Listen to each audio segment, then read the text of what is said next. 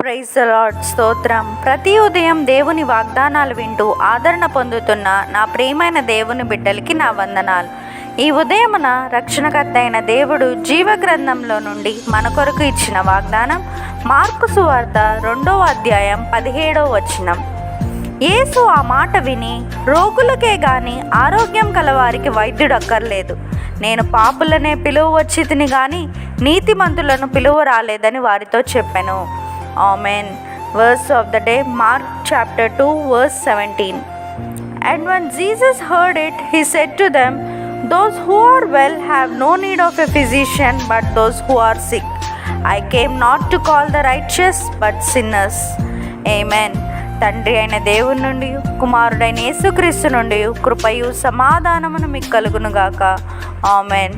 God will never leave you nor forsake you. Amen.